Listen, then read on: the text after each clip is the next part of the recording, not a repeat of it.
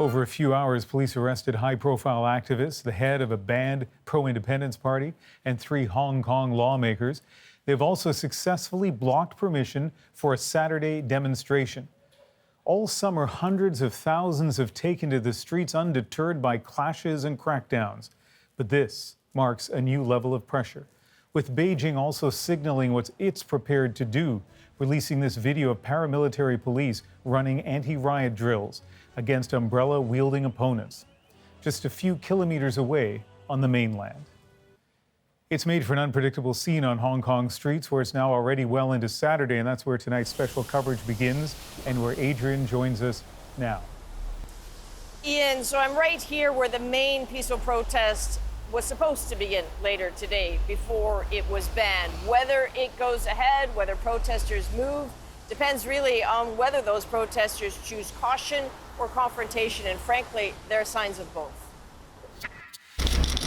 This isn't going over well. Inside that police van, some of the young Hong Kong pro-democracy activists who've been rounded up and arrested, nearly half a dozen grabbed in a few hours. Most notably, Joshua Wong, 22, prominent during the Umbrella Movement protests in 2014, and an inspiration in this round. He was released on bail and he's spitting mad. But we still keep on our fight. We shall not surrender. That's the promise, but it's getting more complicated for Hong Kongers to demand full democracy and an inquiry into police brutality.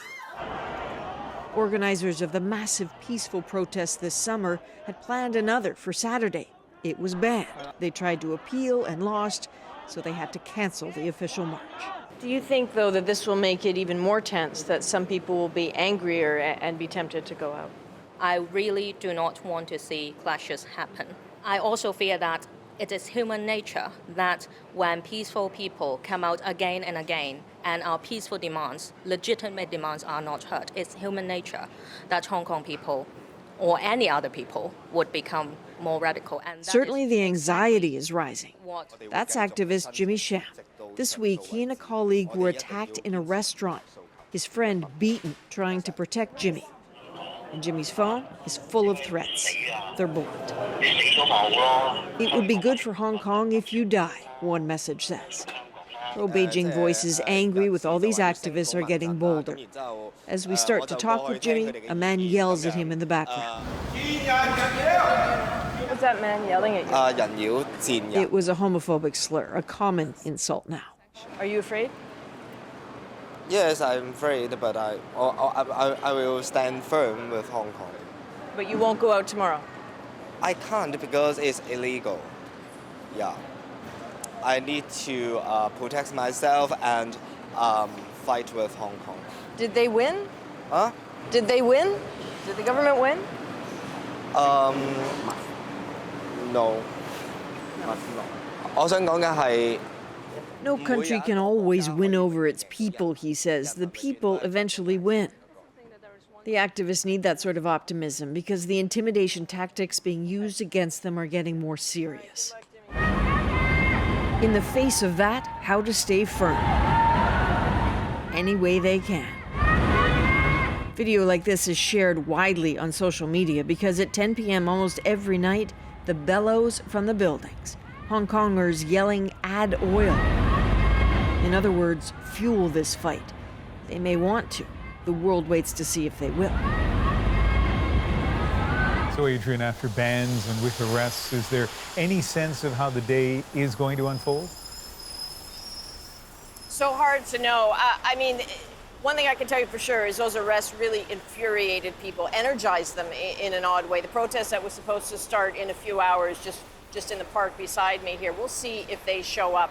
We've been in contact with some of the more hardcore protesters who say, make no mistake, they will take to the streets today. Some of the medics tell us they too are prepared to be there in the event of clashes. There's an authorized religious gathering later today, so don't be surprised if some of the protesters are welcomed into that fray. Really, this is a matter right now of knowing that police are wise to all of their plans, so this is a dangerous cat and mouse situation. And what about the options? What options do the authorities have?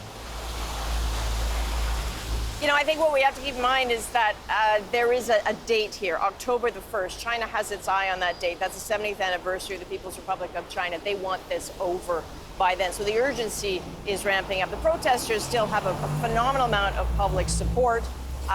They are young, they are tech and media savvy. They have the advantage of being very fluid and leaderless, hard to pin down. Hong Kong has a lot of tools it can go to here. Certainly the prospect of emergency laws, banning some parts of social media, stopping people from wearing masks, even gas masks in the street. Mass arrests are possible. They have a lot of weaponry. Those water cannons are said to be twirling around the city today. Certainly there are anti-riot vehicles that are electrified, have sonic weapons, and there's the nuclear option, Ian, which is military intervention. The threat of that is real, even though no one believes that it will come to that. All right. Adrian, thank you.